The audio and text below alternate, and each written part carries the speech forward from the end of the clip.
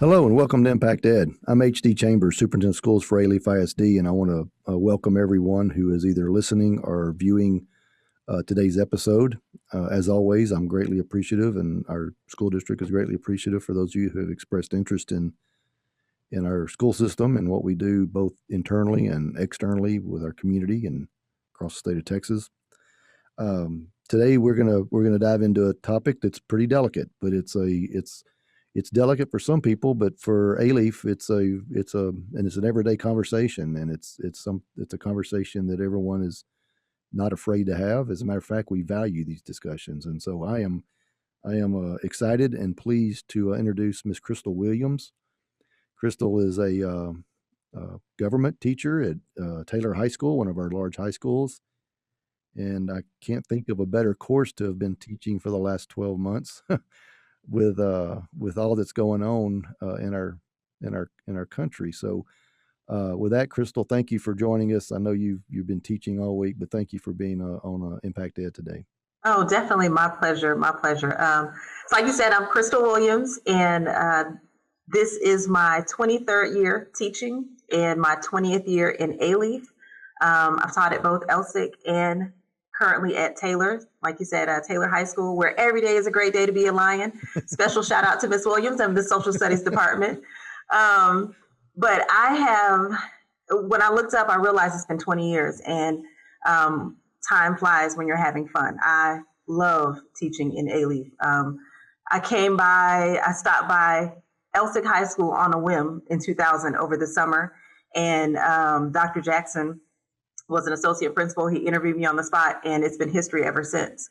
Cool. And sometimes people are like, "Oh my gosh, you're teaching at Alief?" And I'm like, "Yes, I'm teaching at Alief. Like, it's a great place to teach. I can't imagine myself anywhere else." That's awesome. I agree, and I've heard so many teachers and employees in this district say the same thing, that they're blessed to be here. And we say this a lot. We've got our problems like everyone, every organization does, and got our challenges, and we attempt to address them. But yeah, I'm glad you feel that way, and I'm in particular, I'm happy about this conversation and your willingness to talk from your perspective as a teacher, as a person, and then your experiences in your life. So.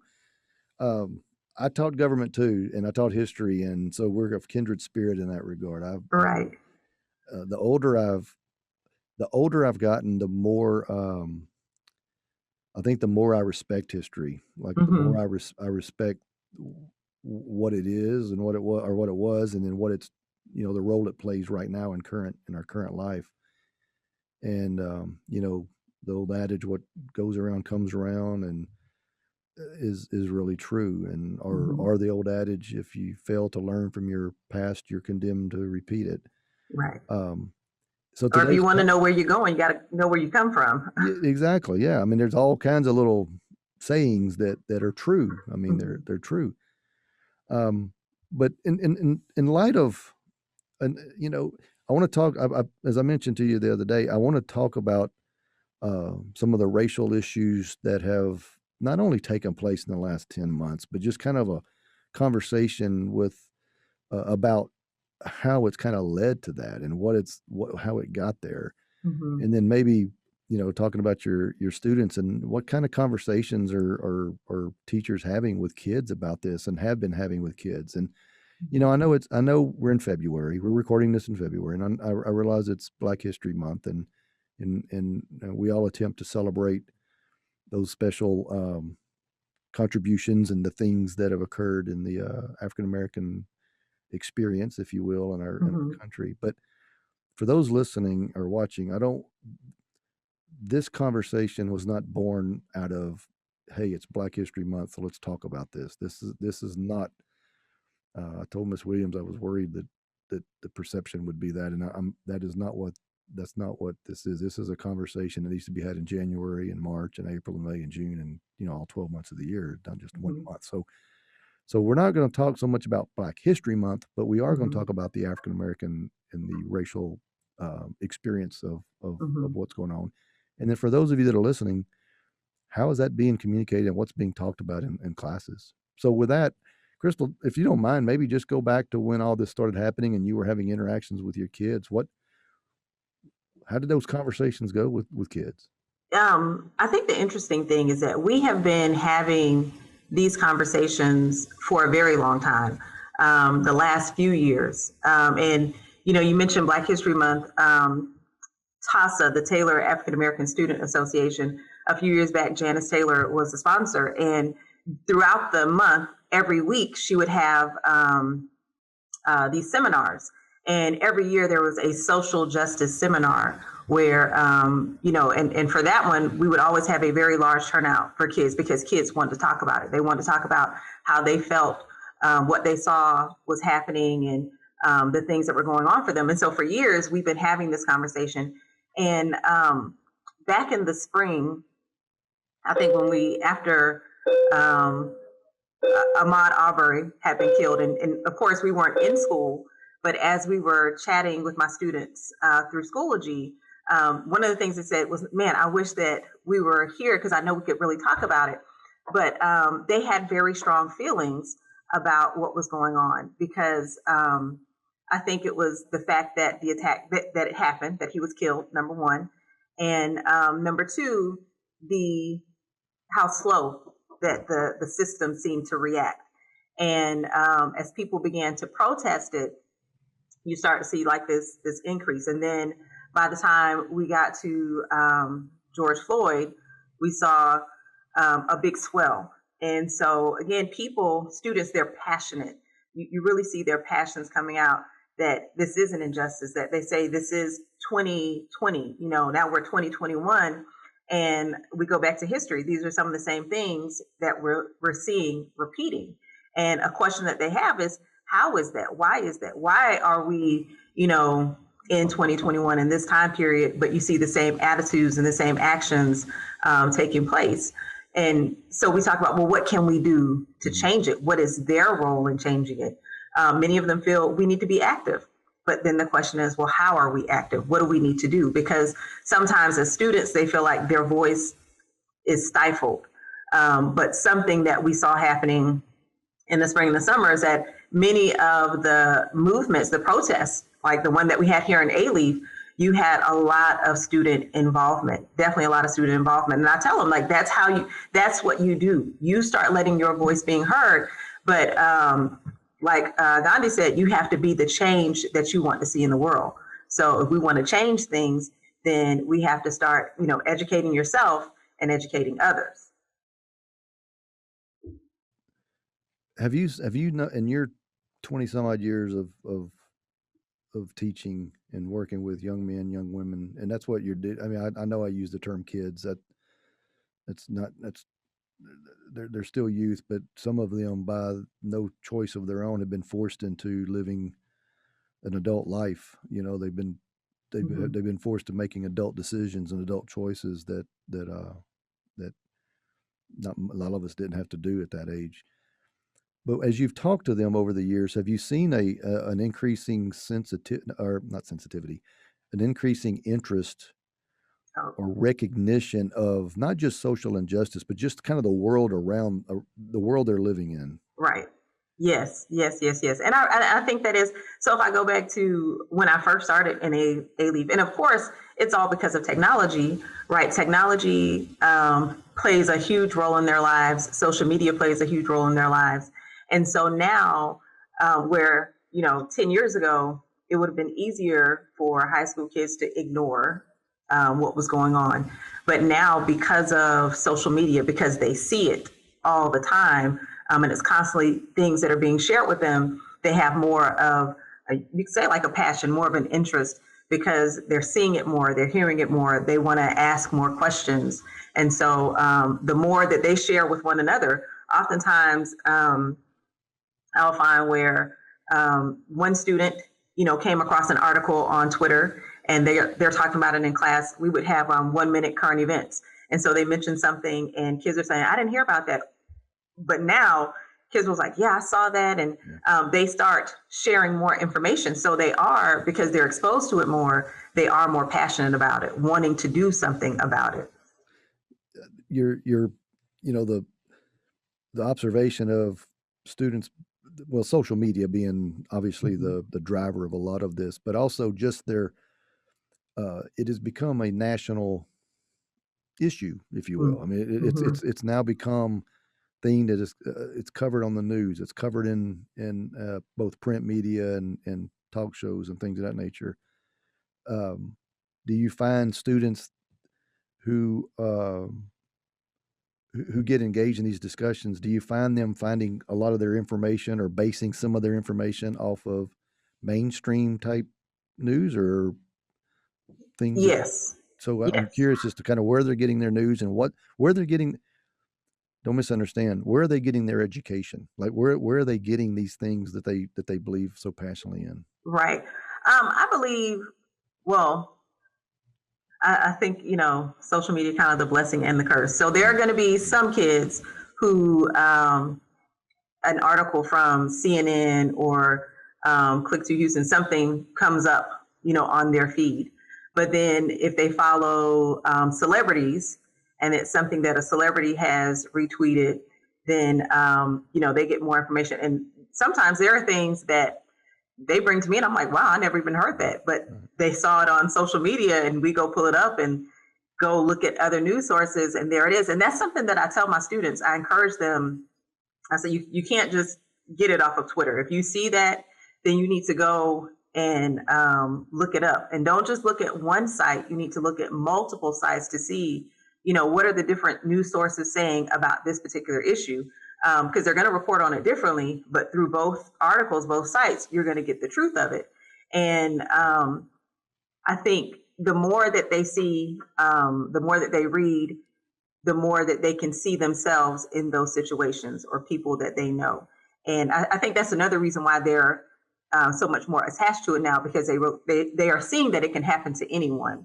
Where at one point, 10, 15 years ago, it happened to other people. Right. And now it can happen to anyone. And so they realize that next person could be me. And so they want to speak up and be a part of it. There's as far as the racial component of this, over the last, I just noticed that over the last couple of years, there is no longer is it just an African American who has been victimized and then the African American community comes out and protests. There's now members of every walk of life that I think is noticing this and realizing this. And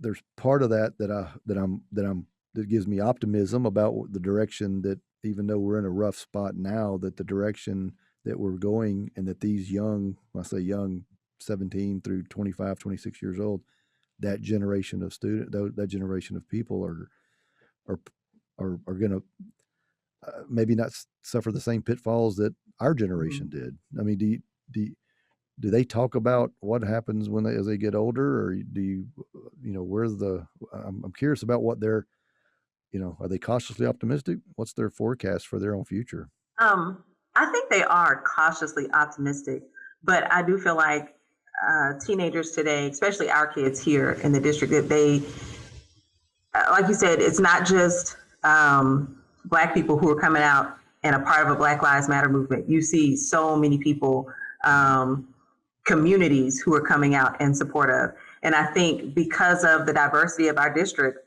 and these kids have gone to school together, many of them since kindergarten, and they have empathy. The other kids have empathy for what's happening. And so they want to be a part of the change as well. One of the things that we say, I tell the kids, it can't just be my fight. It can't just be your fight. If we all say we want it to be different, it has to be our fight. We all have to be a part of it. And I think for them to see so many different types of people, different backgrounds, a part of the movement this summer, that it makes it more inclusive, that it's not someone else's issue, it's an issue for all of us, because, we're impacted by, we're all impacted by racism. It's not just if I'm being discriminated against.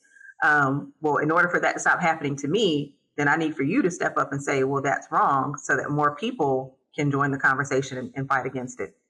You mentioned our students and their experience in Alief. if you're listening or watching this and you live in Alief or you've been in Alief or you're raising children in Alief, you know the diversity. And if you've been here a long time, like yourself, that's just the world. That we don't know any bit different. There's no way of knowing that it's any different than anywhere else. I talk to students who graduated from Alief and they've gone to college, and I ask them, I said, what are some of the things, did we prepare you right? And what are some of the things that you've learned? And one of the things they'll tell you every time, every single kid will say, I was ready for the diverse population when some of my friends that I've made in college who came from other backgrounds were not ready. They have not adapted to dealing with different ethnicities or different religions or different, just different cultures. And so, yeah, these kids grow up together, and if the rest of the state or the rest of the country could take notes from how Alief children and students kind of migrate through their school years, we'd probably be better off. Something that when I was teaching U.S. history, and I think like all of our history teachers do, is that we really try to highlight that at different times throughout U.S. history, there was a group. So, of course, from slavery on, we know how African Americans were affected. But we highlight if you were Asian and you came and you were discriminated against, they had signs that said no Asians here. Or if you were Hispanic and there were signs, no Mexicans here. They had segregated schools for everyone. And I try to tell my kids that, of course, when we teach about the civil rights movement, it may seem like it's only a Black thing, but so many people benefited from, not just Black people benefited from the civil rights movement, from the advancements. It wasn't just Black people that couldn't vote. When we did our voter registration drive back in November and we were, getting our kids registered to vote, I showed them how women, African Americans, and Hispanics, the process of people, it was a fight for people to get the right to vote. It wasn't always guaranteed. And so I go back to say, it's not just one group's fight, it's everyone's fight. That we're all society, we have to all buy in and push for this change because it's going to benefit all of us. Yeah, I think one of the byproducts of all of the events, not over the last year, but over the last several years, like you've talked about, is more awareness of our younger population with voting. And I mean, you teach government, so it's kind of not only a professional thing, it's a personal thing to you. Right. I've been blown away at how engaged 17, 18, 19-year-olds have become in their voting and the percent of the voting population that's of this generation, this population.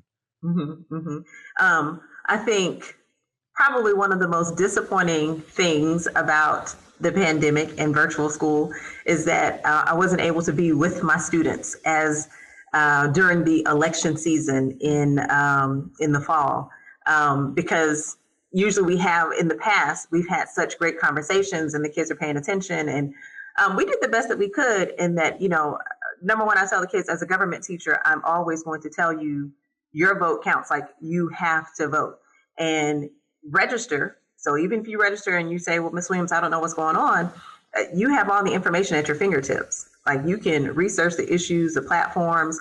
And so I think we try to do a really good job of informing our students of what's happening. Every election on every level, we try to say, this is what's going on. Because I tell them, if you don't know what's happening on the national level, then look at the state level, look at the local level, look at the school board. Like, your vote counts on so many different levels. And these are people who are impacting your life. That there are people who are counting on you not paying attention and not voting. Because if you don't pay attention and you don't vote, then they can pass laws that don't benefit you, but they're still going to affect you.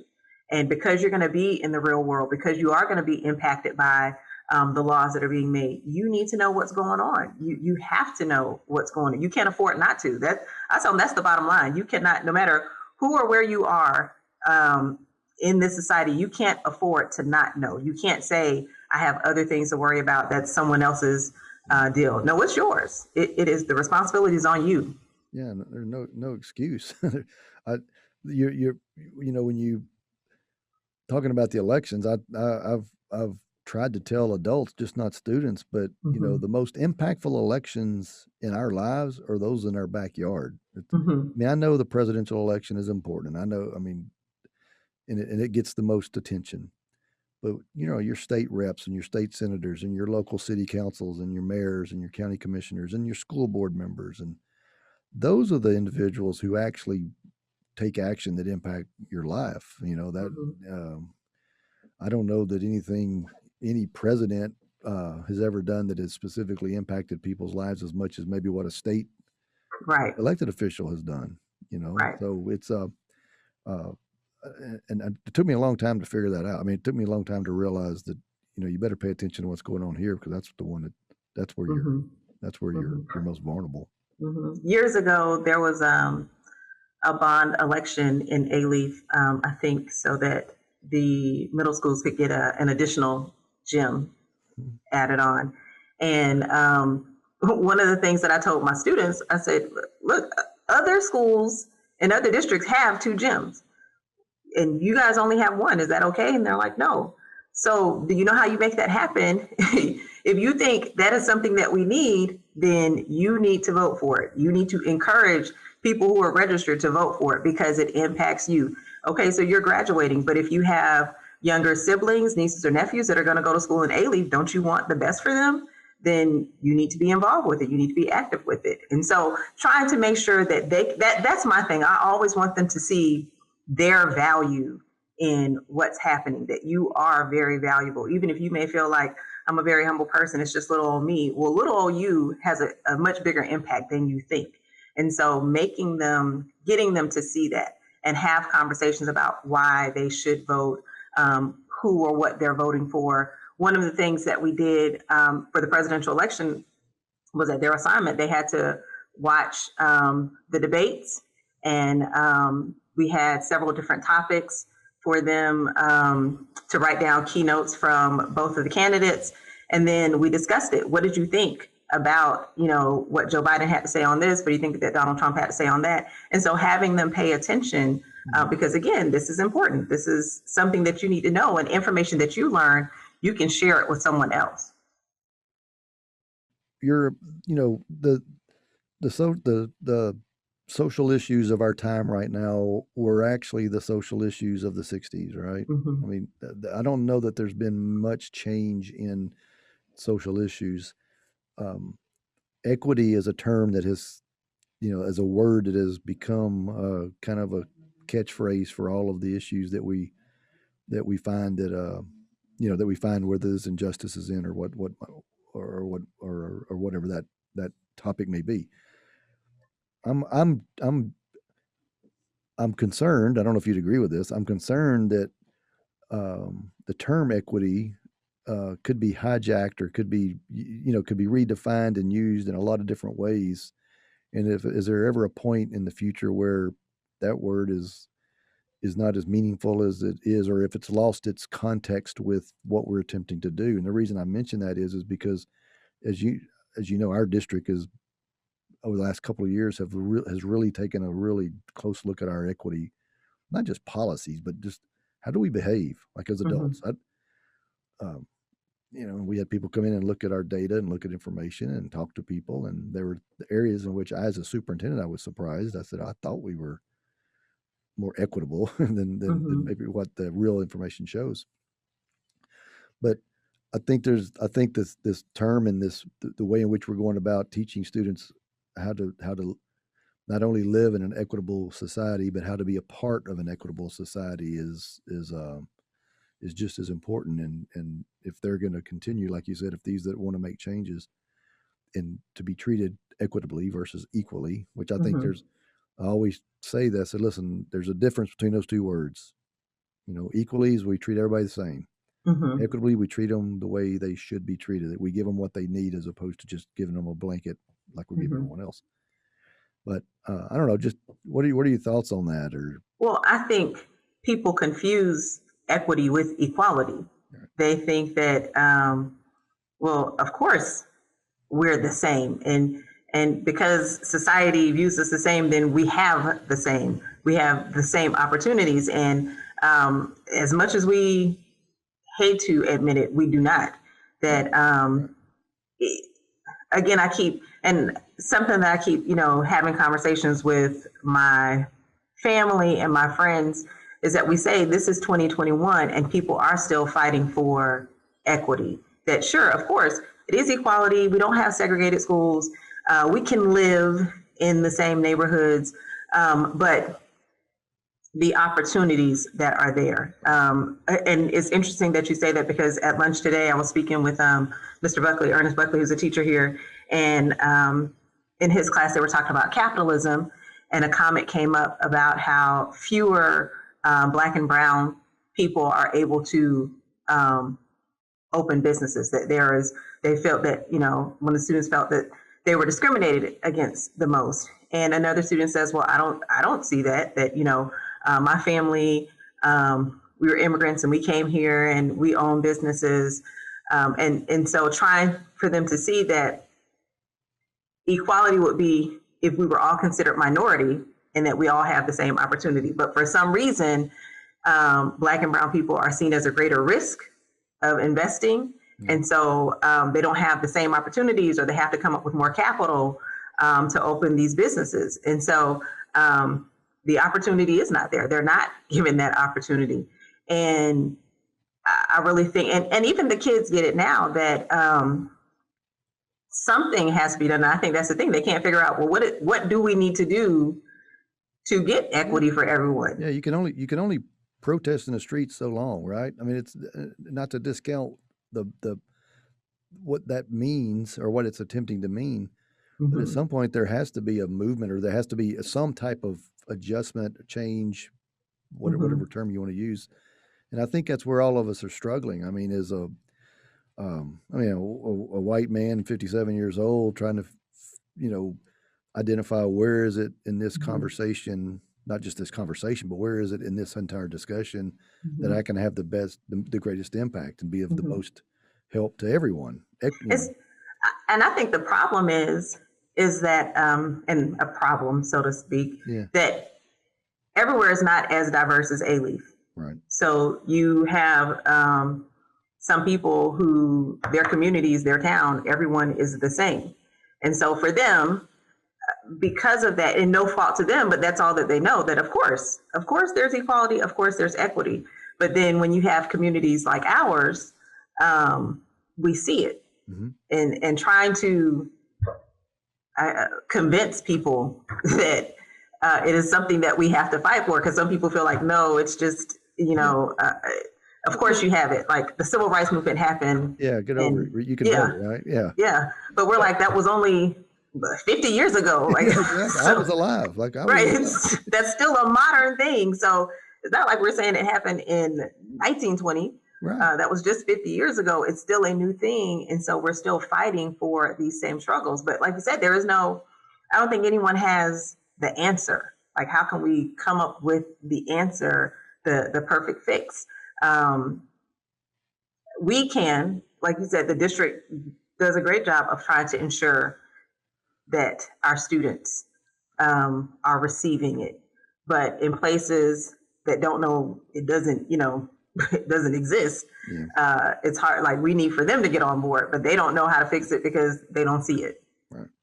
Well, I don't know the answer. I do know that it's going to take a couple of key components. One, it's going to take some courage by people, by leaders and by kids, and it's going to take some thought, and it's also going to take solutions. I mean, we're going back to the protest or the whatever you want to call it, riots, whatever you want to call them. That brought attention, which is the first part of the equation. Now, what do you do next?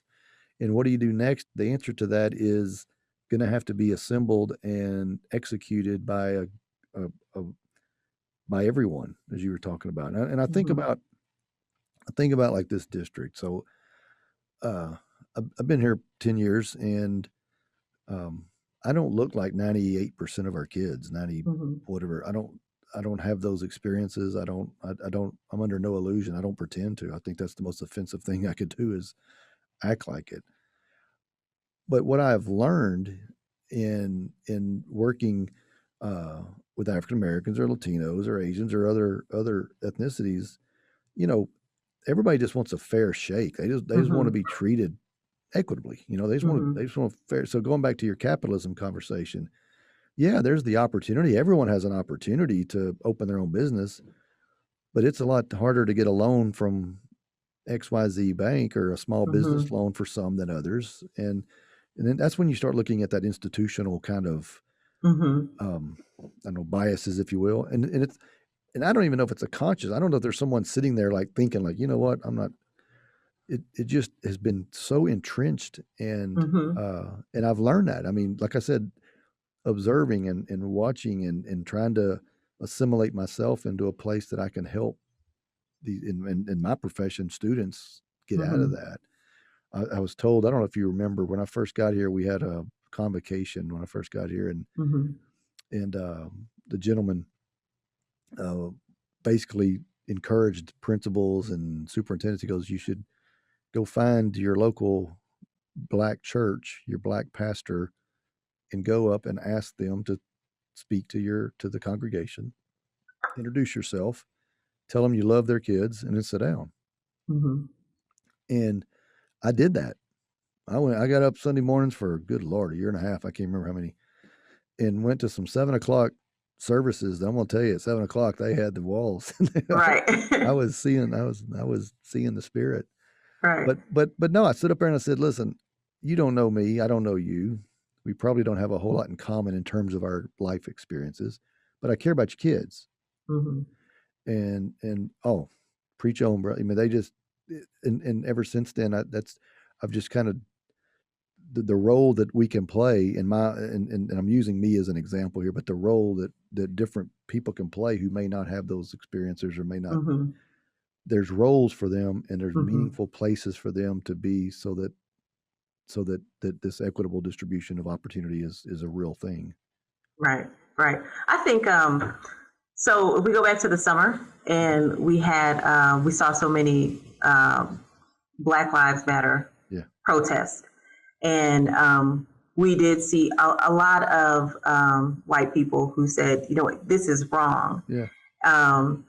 And I think a terminology that was used was, saying, okay, well, these are our white allies, but I don't need you to be my ally. I need you to fight with me. And a part of fighting with me is, yes, acknowledging that it's wrong, but taking the action or the step to say, let's do something different. So like you said, going out into the communities and saying, we care about your kids. I tell, my kids all the time that, have a great day and remember Miss Williams loves you.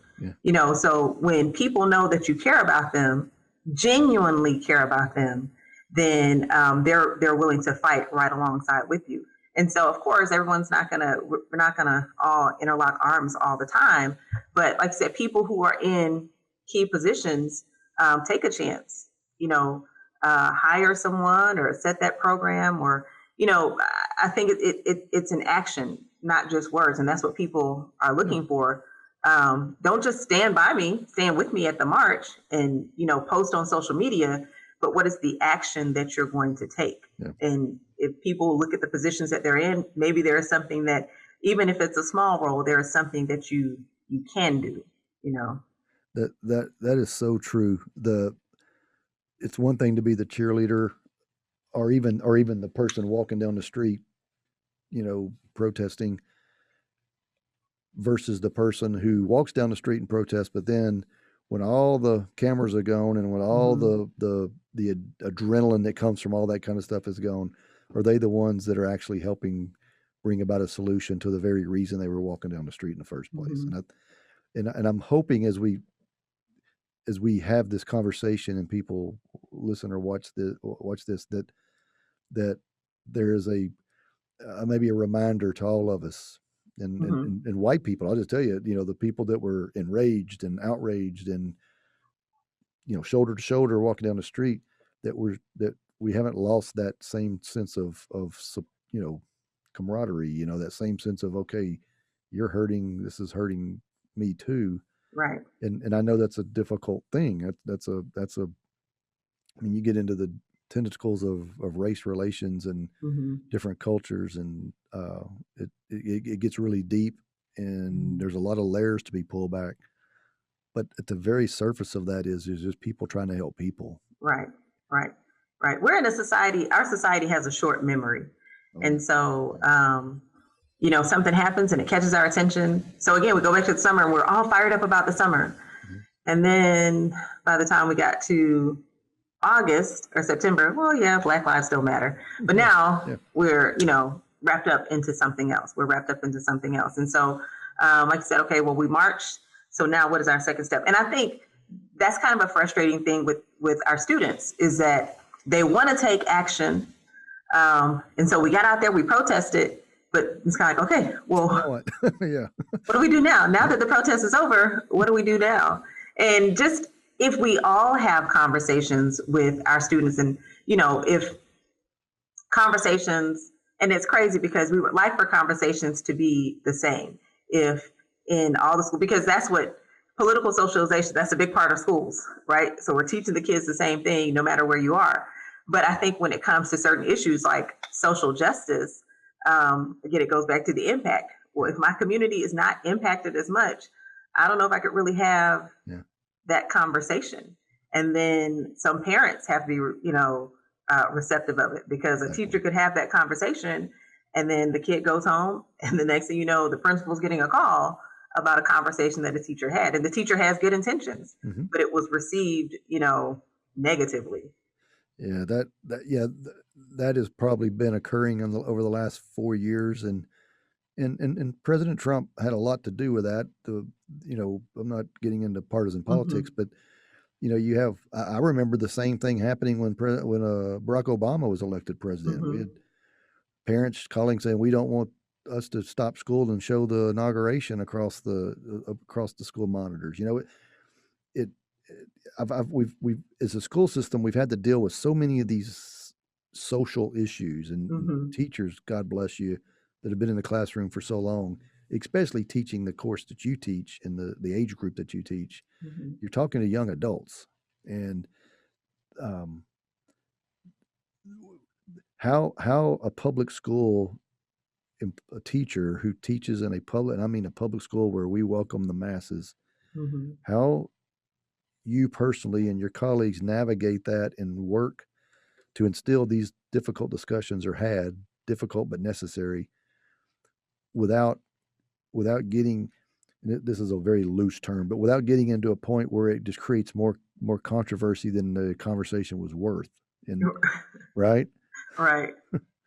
So it's definitely it's funny because kids always want to know, Miss Williams, what do you think? Yeah.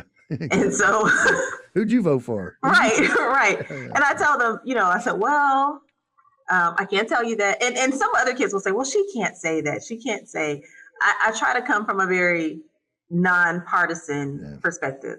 And I really try to give both sides, of an argument or viewpoints. And, try to make sure I tell them, I say, I'm not saying I'm against this. I'm not against him. I'm just saying what some people say. They're not Miss Williams' words, but some people say that. Right. And so, I do feel like, because even teachers, we're human, so we can be passionate about some issues. And we do have to be mindful. And I think especially in government, like I have to be mindful of the things that I say. I remind you guys all the time that you're in public education, and a lot of times we forget the public part of that.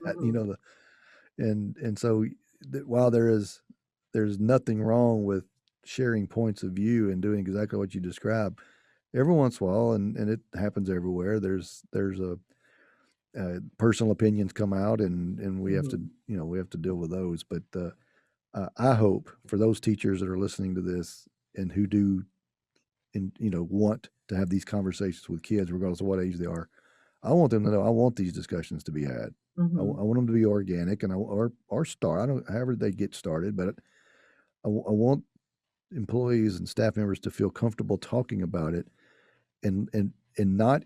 And this is where it gets tricky. you can't insert your own personal point of view into a discussion that should be a neutral. In other words, it should just be kids. This is about the kids' point of view, not yours as a teacher, not yours to influence. You're the facilitator of a conversation that's about a sensitive topic, you know, and whether it's elections or race or religion or whatever it is. And people in social studies are having the most difficult challenge doing that. We had last semester, and again, it's easier to manage discussions in a classroom. So, but last semester we had a conversation on Zoom, and we were talking about police brutality, and that's always like a trigger. And it starts out as, you know, I lay the ground rules that you respect other people's opinions. Everyone is entitled to their opinion. This is an opportunity for you to educate someone else on something they may not see it that way. And some kids, they get very tense. They get, you know, and then again, it's, well, what do you think, Ms. Williams? And I speak from a mother. I say, as a mother, this is how I feel.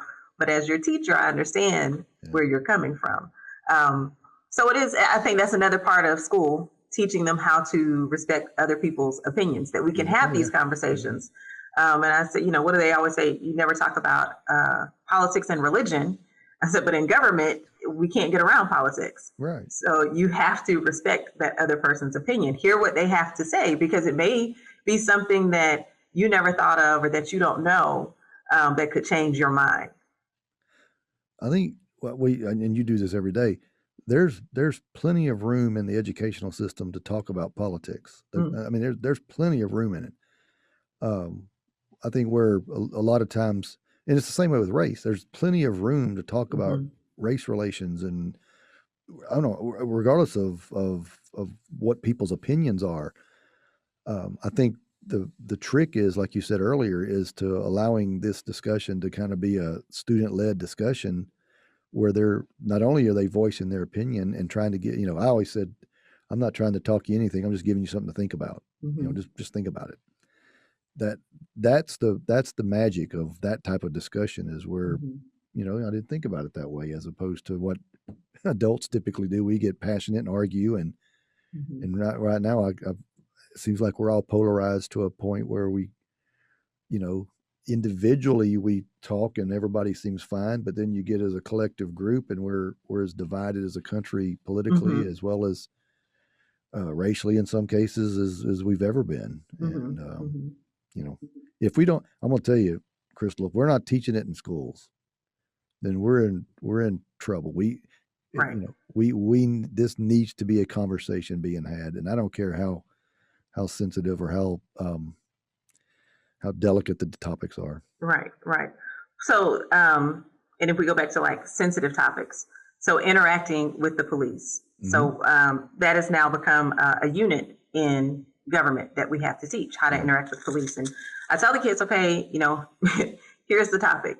And that is, again, something that was what they were very passionate about, because they felt like, well, why do we need to learn how to interact with the police? They should learn how to interact with us. So, well, it has to be a two-way street. Yes, okay, I acknowledge, I totally agree with you.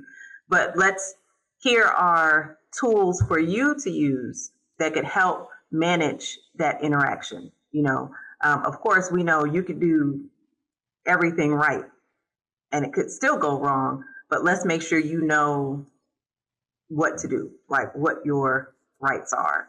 What's the general consensus about law enforcement from students, from your, I mean, is there, I mean, are black kids still scared to death? Is it kind of that? Many of them are, and it's interesting because for some who have not had an interaction, so there, you know, during the lesson, I asked the kids, you know, raise your hand if you've ever had an interaction with the police, if you've ever been pulled over, and was it a positive or a negative interaction? And so there are some kids that say, oh, it was really positive. He was real cool. I got a warning, or this happened. And then there are some kids who, you know, they said, well, Ms. Williams, no, it wasn't positive. That, you know, it was me and my friends, we were hanging out, And they pulled us out of the car and we had to sit on the curb. And, well, what did you do? And he said, well, why do you assume we did something? I said, well, they pulled you out of the car. And he said, well, we were just driving and they pulled us over and told us to get out and asked us all these questions. And when we checked out, we could go. And he said, well, that happens to us all the time. So we do have some kids who, Black and Hispanic students, who say that happens to them all the time. And they're very angry about it because they feel like, it's not fair. And when people, and I feel like, it's interesting because I can relate to what they're saying. It's the same thing. I tell the kids, if I'm in the hallway doing duty and 10 kids walk by that don't have on IDs and I just call one, then that one kid is going to be like, why are you picking on me when the rest of them walk by you didn't say anything? And I said, well, that's how people feel. It's not just simply like, well, just do what they say. If I feel like there is no reason for you to pull me over, or I'm doing everything right and you're, merely just picking on me or profiling me, I'm going to be upset. But I think one of the things that, again, from a teacher and a mother perspective with that unit, well, here are some tools that you can use so that you can walk away. It's okay to be frustrated, right? It is very frustrating. We all feel it, because if you feel like it's an injustice, that someone is singling you out and you haven't done anything wrong, you are going to be frustrated by that. But at the same time, let's see how we handle that frustration. What type of way? If you are armed with your rights and you know what you can and cannot do, what you can and cannot say, then maybe you'll have a better opportunity of walking away from that than just kind of blowing up. Yeah, that is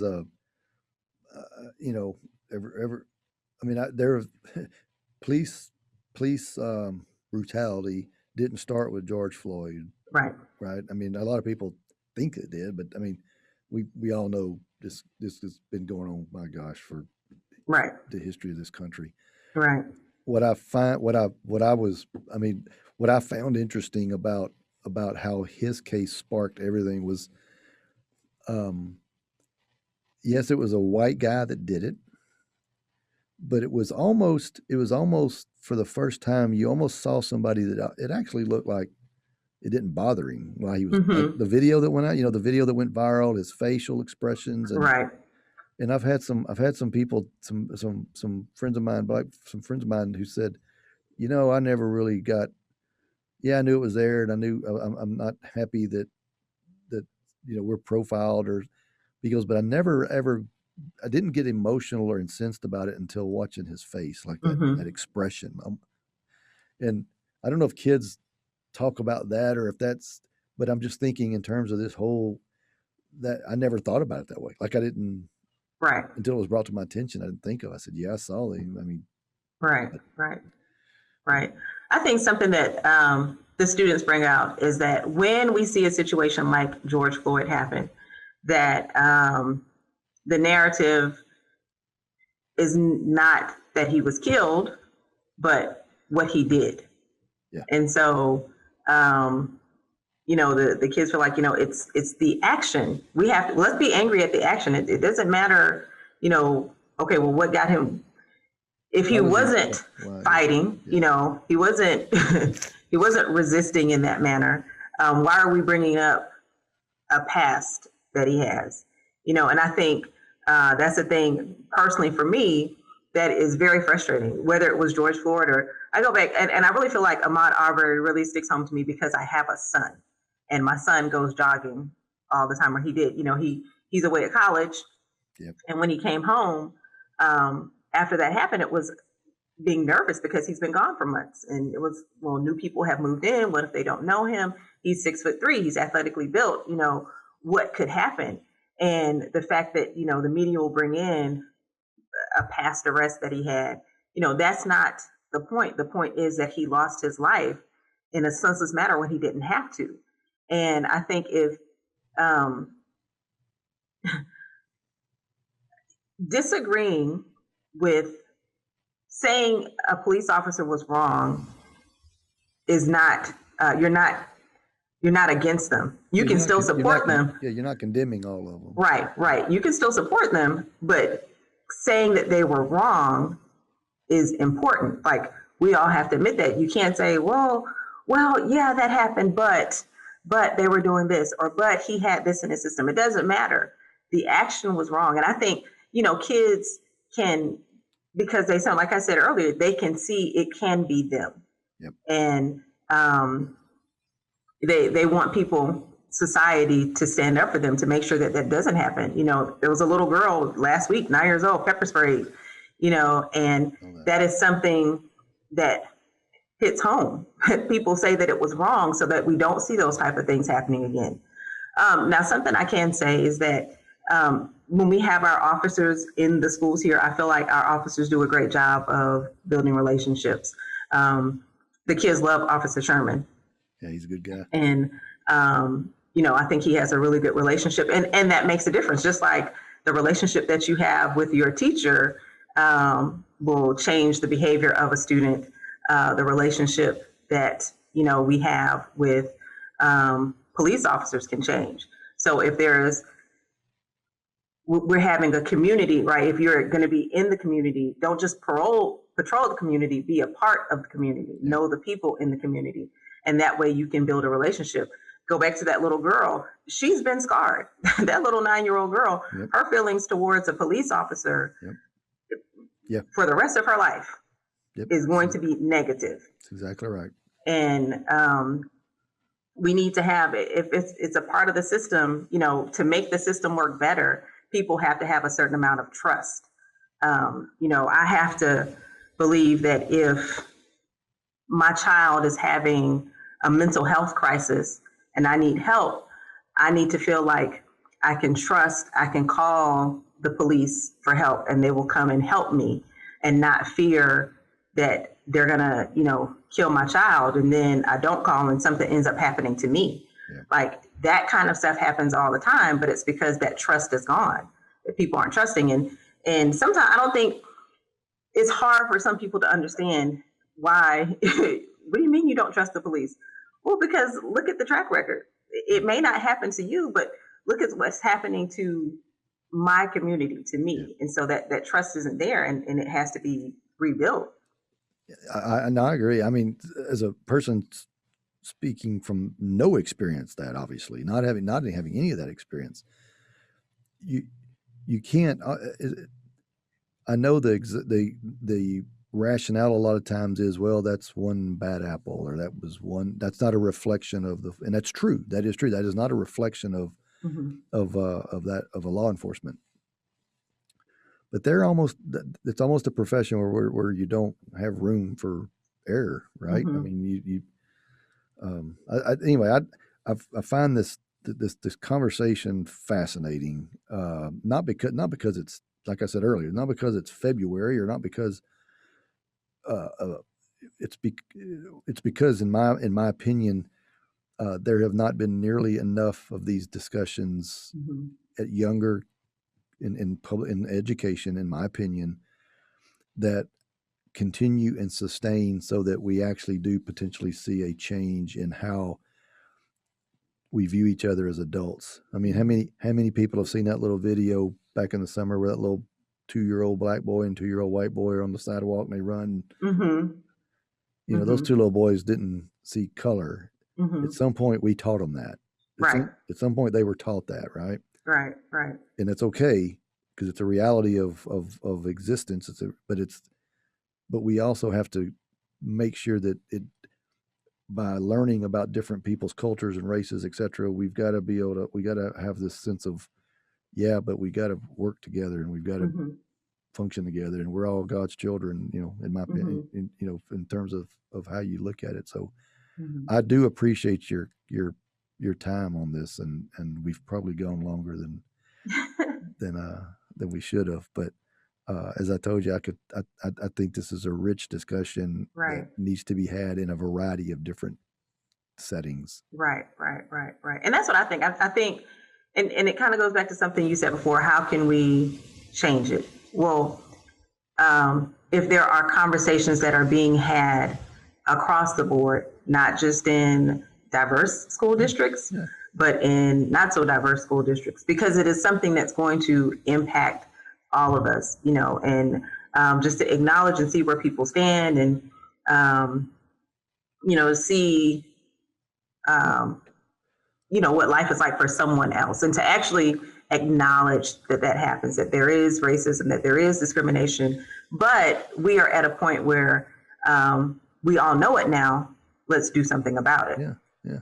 I'm just hoping that this 45, 50 minutes of us talking, white male, black female, same profession, don't know each other.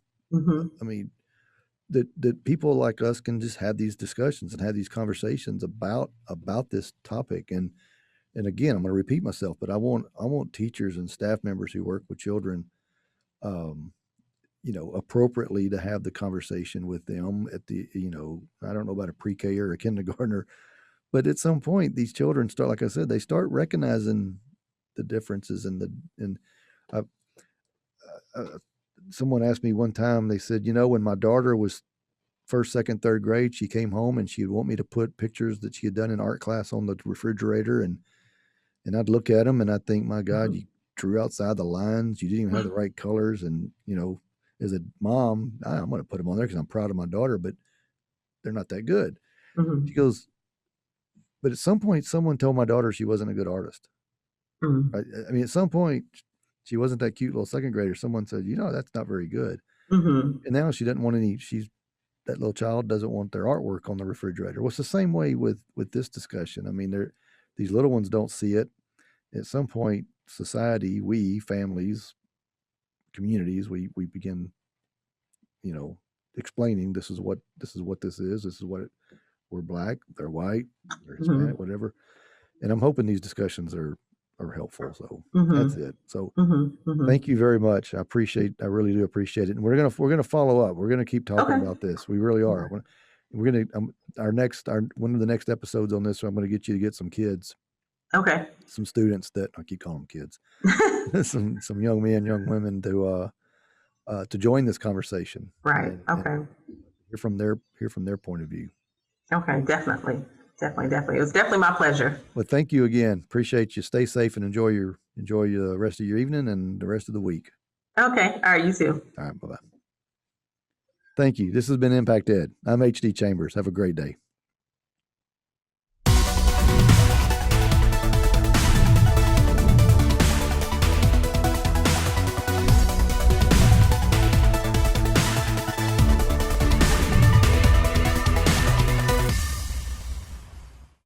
This has been an AMP production.